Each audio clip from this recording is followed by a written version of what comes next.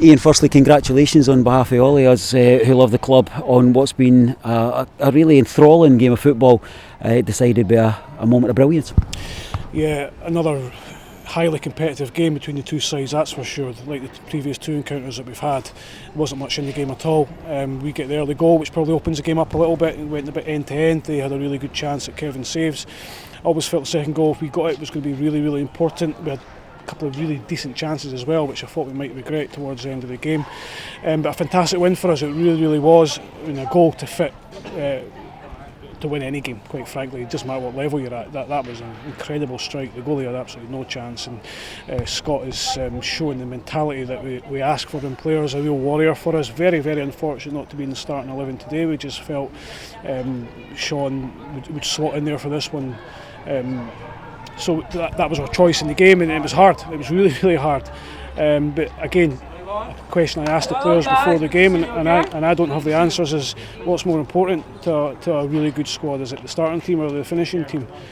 For me, they're both the same, because we need everybody to pull in the right direction. We need everybody to be ready to step up to the mark when we need them, and Scott and the rest of the subs and the boys that didn't get on as well, because it's very difficult, and I understand that. They showed incredible attitude. I mean, we look at the strength of the bench, and it's brilliant that you've got such talent to come on and not necessarily change the game, but enhance our opportunity to get the victory. But there's a real skill in keeping people bought into the mission when they're finding themselves on the sideline. Happy with the response? I'm sure you must be. Yeah, of course. I felt we've trained exceptionally well in the last 7 to 8, 9 days. We showed really high quality. I don't want to blow our own trumpet, and nobody sees the work we're doing behind closed doors, but it doesn't look like a championship team to me when I see the boys train. But going into a pressure situation like tonight with a full house against a really good side as well, with a really good manager, that's a different ball game. That sometimes you can't even teach guys that or try to explain to them how to do it. But Scott showed so much calmness. I mean, probably you see that 8 or 9 times a season in the last minute and somebody balloons it over the bar, but he showed remarkable quality to get the ball up and down. The movement of the ball was ridiculous. I was standing right behind it.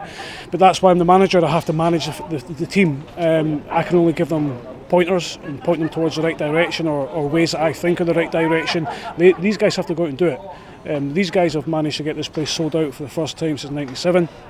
Not me. It's absolutely not me. The players go out every single day to train hard, work hard, get better, and they try and do it on a Friday evening as well. The two things I remember from when we spoke after our last game was you spoke about reflection, but then you spoke about response, and it seems that both of these have aligned perfectly tonight.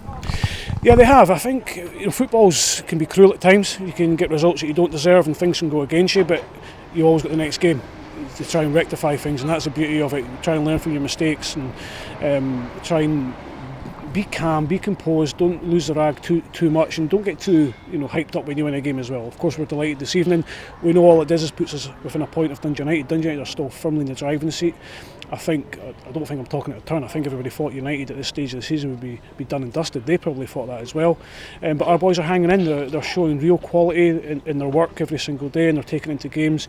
We've went through a wee sticky patch, there's no doubt about it, and we can't hide from it. But reflections are really, really key. It really is. You can't think you're too good. You have to go away all the time. And how do you get better? How do you rectify things? But the boys have done it. They've dug in tonight incredibly well, because we didn't have a lot of the ball in the second half. We have to recognise that as well. But our game management, compared to the last 3 or 4 games, was excellent.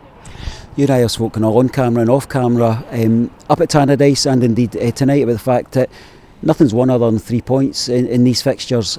But I would add maybe a caveat there, that what certainly seems to have been won is a kind of hearts and mind of the Kirkcaldy public again. That strike was sensational, but the response, I think as many people will be spooling to look at the reaction of the crowd to the actual reaction of the ball hitting the net. It's sensational support across both sets of fans, but we obviously reflect in our own support firstly. Yeah, I said that to the written press there, that both sets of fans deserve a huge amount of credit. A game live on terrestrial TV where there's no charge on a Friday evening, and then we've got a full house here. We probably could have sold more. In fact, we could have sold more.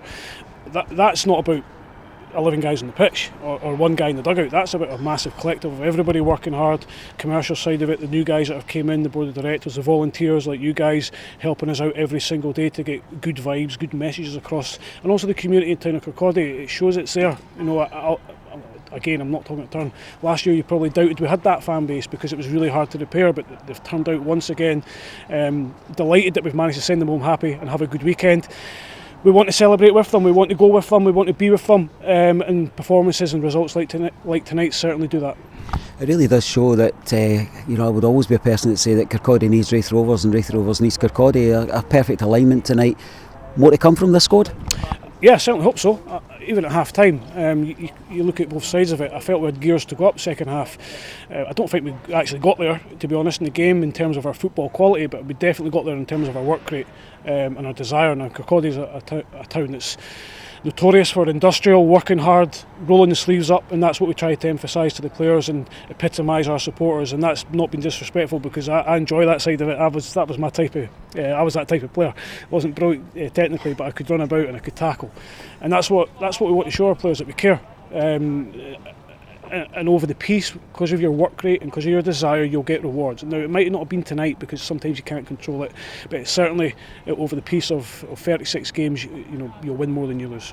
There's so many people want to kind of chat to you that will probably dissect the game more in kind of midweek, but the most important thing that's incumbent upon me is to say well done, congratulations, and take it back to the squad that we really respect, and we'll back them all the way. Thank you.